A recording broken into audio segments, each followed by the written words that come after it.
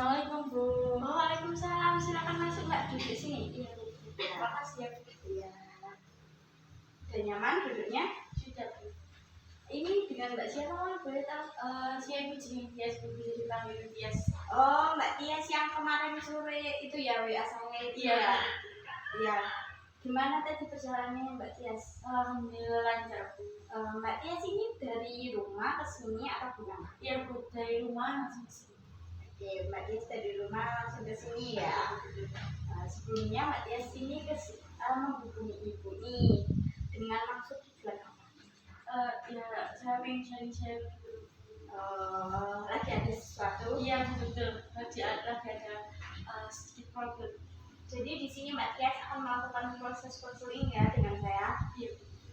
Oke. Sebelumnya Mbak Tias ini sudah tahu atau belum apa konseling itu? Belum. Belum sama sekali ya. Belum pernah melakukan proses konseling individu. Belum pernah. Kelompok belum. Oh, berarti ini baru Iya. pertama kali.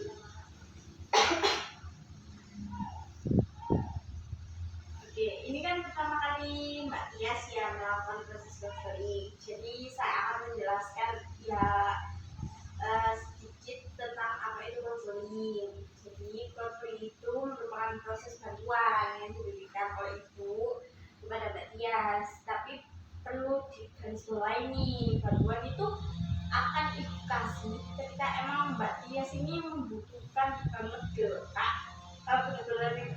Benar-benar gak bisa keluar, bisa memberikan kayak saran gitu. Selebihnya Mbak Tias di sini itu akan memberikan saran atau memberikan jalan keluar ya pada diri Mbak Tias sendiri. Ibu di sini hanya memfasilitasi Mbak Tias untuk kayak menyelesaikan permasalahan Mbak Tias ini. Tapi ya yang menyelesaikan itu Mbak Tias sendiri, bukan ibu gitu. Berarti yang menyelesaikan masalah saya juga saya sendiri gitu ya. Iya, Mbak Tias sendiri, bukan ibu. Ibu hanya menjembatani atau memfasilitasi Mbak Tias saja. Soalnya kan banyak kan kayak gimana tuh kayak kalau ada masalah ya biasanya ya wis kita berbeda aja, nanti kayak ya nanti bakal dikasih saran gitu.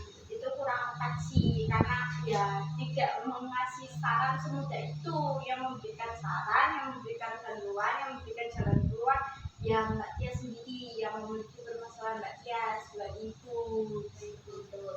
Oke, dalam proses konseling Mbak Tias itu enggak ada waktunya gitu, ada durasinya. Tidak mungkin kita ngomong, ngobrol, bercerita nggak ada jamnya gitu loh. Kan kalau ngomong terus-terusan itu nggak enak, nanti bisa kayak bosen gitu. Jadi harus kita tetapkan terlebih dahulu sebelum kita melakukan proses konseling ya.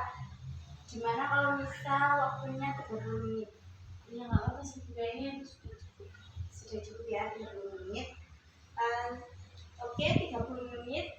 Ketika plus 30 menit ini itu kayak permasalahan Mbak Tias kurang, semisal nih permasalahan Mbak Tias ini udah selesai sebelum 30 menit, kita akan sudahi ya.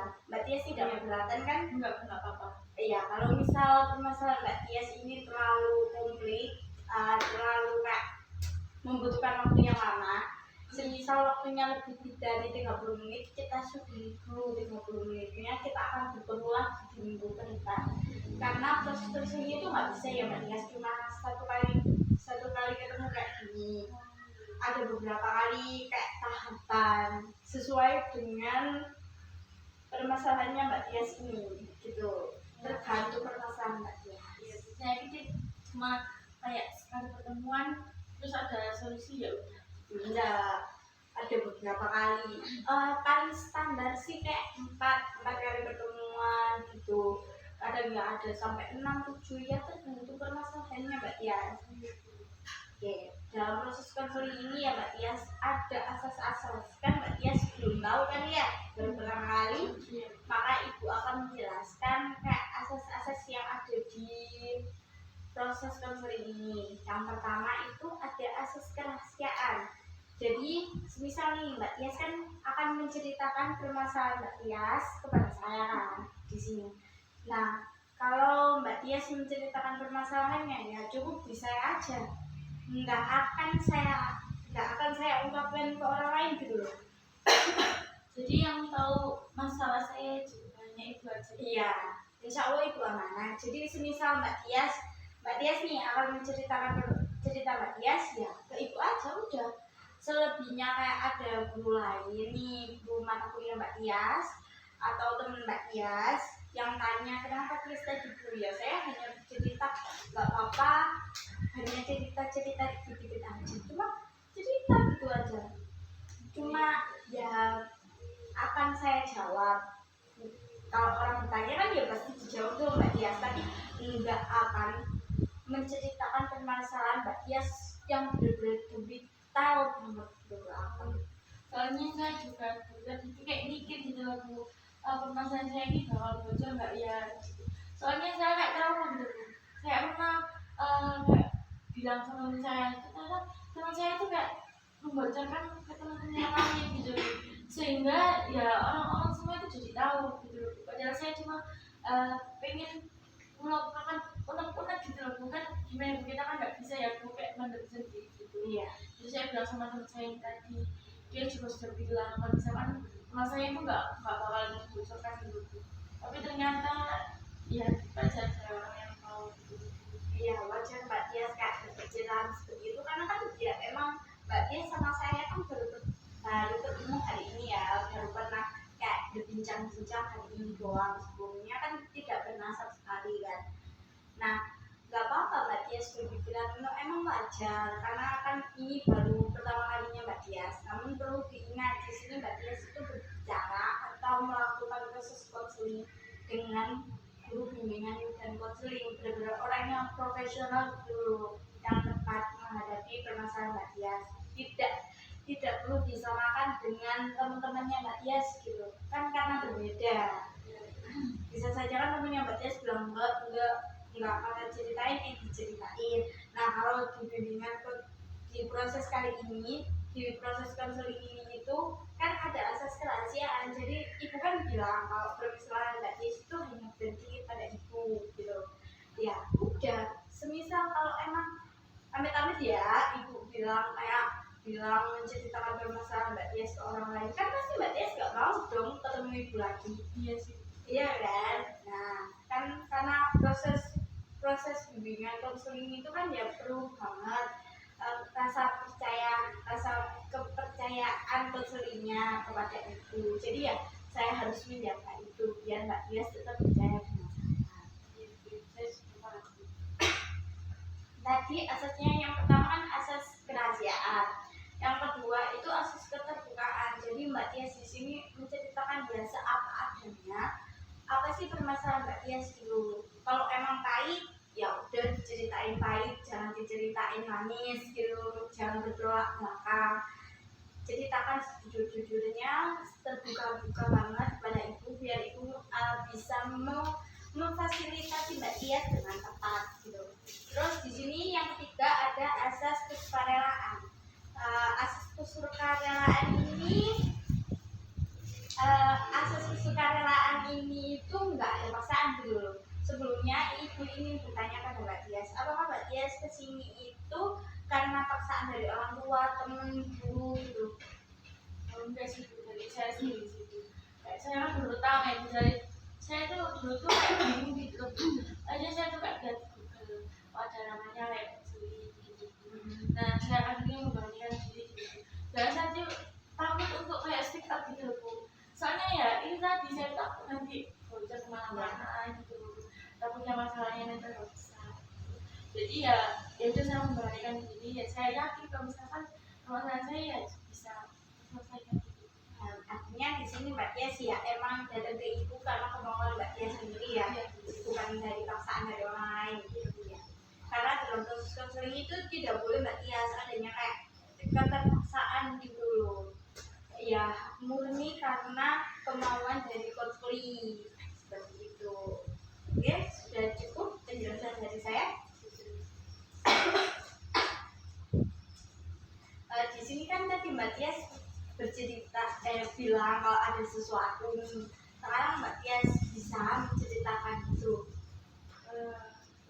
Saya sebenarnya tuh kayak lagi ngerasa sedih, ngerasa cemas gitu. Kayak lagi takut, ya takut gitu, pada takut ya. Kamu lagi gitu antara, dan ini tuh kayak saya merasa tuh kayak negatif, gak ada bahagia-bahagianya. Jadi nggak, ya sedih, ya cemas, ya bingung, seperti kesal. Ini karena apa Mbak Tias merasakan seperti itu karena apa? Saya lagi ada kayak, saya merasa ada problem gitu sama ibu saya. Mbak Tias ada problem. Iya. Ya, sekarang apa tuh problemnya? Gitu. Jadi gini Bu, saya kan semester 5 ya Bu. Udah mau mendekati yang tua nih Bu semesternya. Ya. Jadi lagi banyak-banyaknya tugas seperti itu kan Bu. Nah kebanyakan juga tugas individu. Nah tugasnya itu kan apa ya, namanya anak kuliah kan juga beda kan Bu ya sama sekolah. Jadi kayak tugasnya juga banyak banget, kayak bikin artikel, kayak makalah, poin kayak gitu Bu.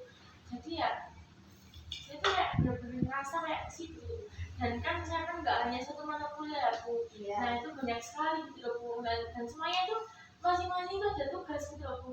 Dan deadline-nya pun juga hampir mepet-mepet semua gitu Bu. Terus ini permasalahan Mbak Tias sama ibunya apa? Jadi gini Bu, saya kan jadi kemarin, jadi dulu itu saya tuh itu Bu, kayak disuruh gitu Bu, kayak bantu orang tua saya, kayak disuruh menyapu. Misalnya saya tuh lagi ngerjain tugas Bu. Nah itu saya kan waktu sore ya Bu, ngerjain tugasnya itu. Dan itu saya juga dulunya itu juga sore. Nah tugasnya saya kerjakan itu dikumpulin itu jam 9 gitu loh Bu, jam 9 malam. Nah jadi saya nunggu dong Bu, dari siang sore sampai malam itu saya harus bisa mengerjakan tugas itu gitu loh Bu. Nah sedangkan tugasnya pun juga baru diberikan hari itu. Nah saya itu langsung ngerjain gitu loh Bu, sama ya jadinya jam 9 ya saya harus kayak terburu-buru gitu loh Bu. Saya udah gak mikir apa-apa gitu. Bahkan saya ajak itu kayak lupa sama mandi gitu loh Bu, kayak bener-bener ya udah penting tugas aku tuh selesai duluan gitu loh Bu. Baik, di sini Ibu akan kayak mengambil inti ya dari permasalahan Mbak Tias. Di sini tuh Mbak Tias mahasiswa semester 5 ya, sedang kayak berat-beratnya, kayak ada tugas-tugas gak hanya dari satu matkul kan ya.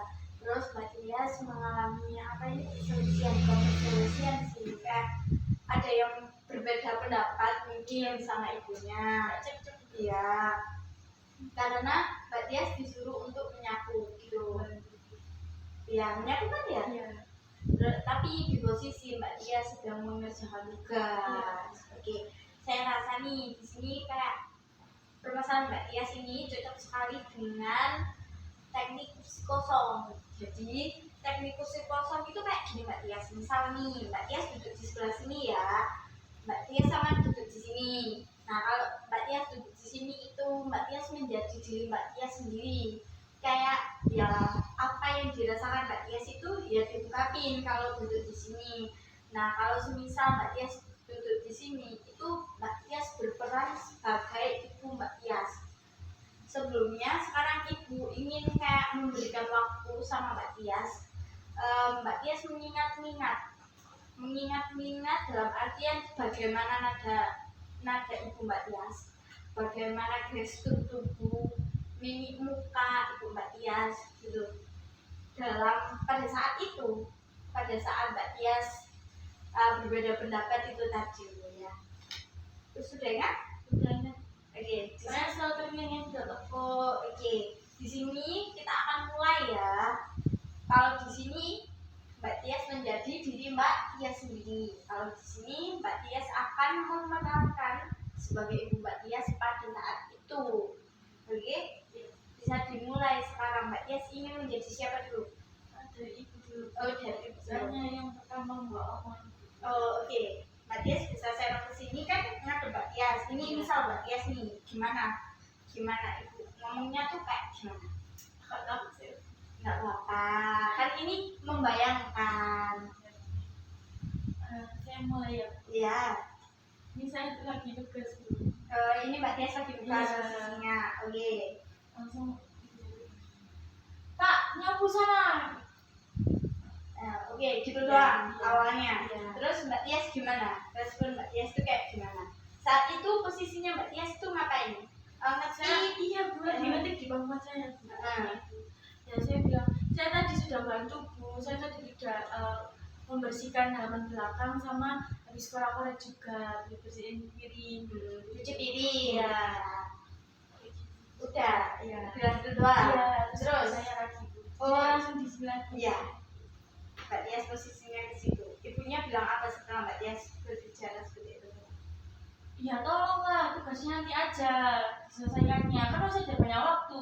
Sekarang tuh yang penting itu nyapu dulu depannya biar nggak dilihat orang tuh orang kotor Bu.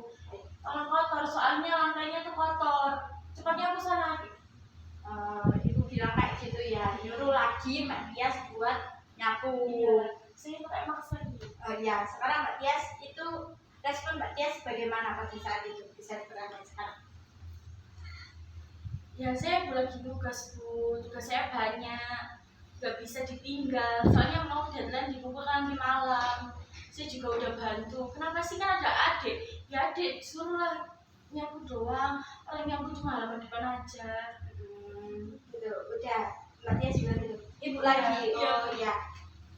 Gimana Ibu? Terus ibu saya langsung kayak gini. Nek dipongkon meweli ae. Nang dilakoni nang sat-sat nek dipongkon iku nang dikejakno, gak usah beweli. Gak usah mangkel-mangkel. Oke. Respon Mbak Tias gimana pada saat itu? Ya terus saya cuma jawab kayak gitu aja. Oh. Terus langsung ibu saya pulang sih ibu saya lagi gitu. Oh, ibu lagi. Kan saya kan menghela nafas.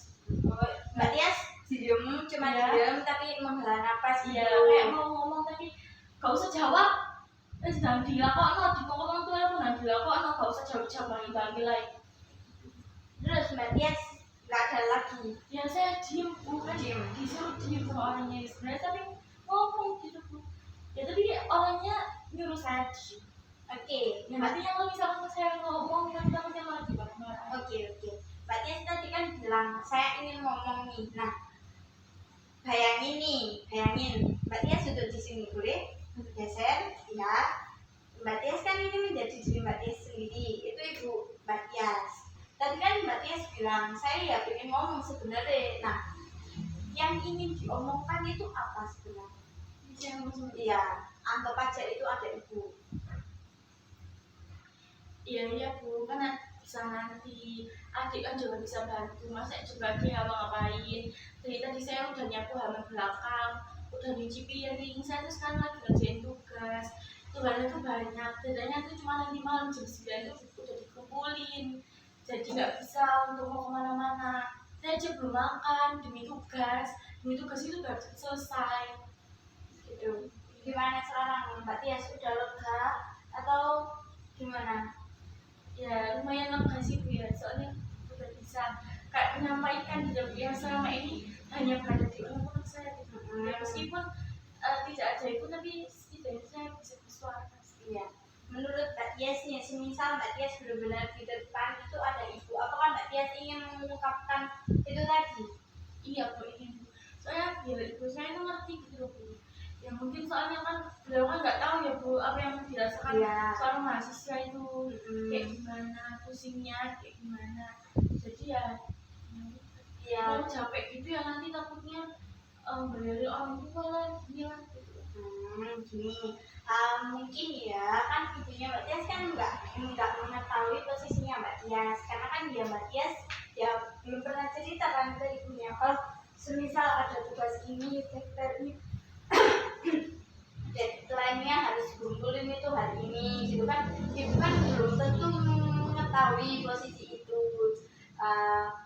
Tadi Mbak Tias kan ingin mengungkapkan perasaan Mbak Tias tadi. Nah, ketika Mbak Tias mengungkapkan perasaan Mbak Tias, nah mungkin saja ibunya kayak, oh iya, anakku kan lagi ngerjain tugas, lebih memahami kan. Mungkin saja ibu bersikap seperti itu karena ibu Mbak Tias belum mengetahui posisinya Mbak Tias bahwa kalau ada tugas dan deadline-nya itu mepet seperti itu. Saya kan dia juga kan masih ada adik saya ya cuma yang doang kan ya mudah itu loh Bu. Ya itu juga sebenarnya itu juga udah bantu kelas berapa? kelas 3 SMP. Oh, kalau sudah besar ya. Ya dari sini tuh kayak saya mikir gitu, harusnya nanti kayak ngetus di pikiran saya tuh kayak oh ya mungkin buat contoh ke adik saya. Ya, itu bagus sekali. Mungkin Ibu Mbak Tias menyuruh Mbak Tias untuk membersihkan ya sebagai contoh bagi adiknya. Kalau sebagai kakak tuh ya disiplin, rajin seperti itu, memberikan perilaku yang positif, contoh yang positif buat adiknya. Gimana nanti kalau semisal Mbak Tias pulang, apakah Mbak Tias berani untuk mengungkapkan pendapat Mbak Tias? Iya, insya Allah saya berani. Dulu diingat ya, mengungkapkan pendapat itu ya harus apa ini, intonasi nadanya dipikirkan, jangan terlalu keras. Nanti kalau terlalu keras kan malah lebih iya. Nanti saya akan berusaha dengan nada yang sangat pelan. Iya, untuk mengungkapkan pendapatnya Mbak Tias, karena ya emang tidak baik sih kalau apa unek-unek dalam hati itu disimpan terus-menerus tanpa diungkapkan. Namun mengungkapkannya harus tahu gimana caranya, gimana intonasi nadanya biar orang yang kita ajak bicara nih mengerti, bukan malah emosi seperti itu ya Mbak Tias. Nanti akan saya coba. Oke, di sini saya rasa proses counselingnya sudah cukup karena Mbak Tias tadi sudah bilang mau mencoba. Kita minggu depan akan ketemu ya. Bertemunya itu untuk kayak melihat nih, apakah benar Mbak Tias mencoba untuk mengungkapkan pendapat Mbak Tias ini pada ibunya atau enggak seperti itu. Oke, kita sudahi ya proses kali ini. Terima kasih Mbak Tias. Terima kasih sudah udah kayak konsultasi saya gitu, udah kayak ya kalau misalkan saya nggak bilang sama ibu ya mungkin saya masih terpuruk gitu loh Bu, dengan itu tadi dengan yang nggak bisa saya keluarkan gitu. Terima kasih. Iya, hati-hati ya Mbak Tias. Kalau bisa pamit dulu ya Bu. Ya, hati-hati Mbak Tias. Terbawa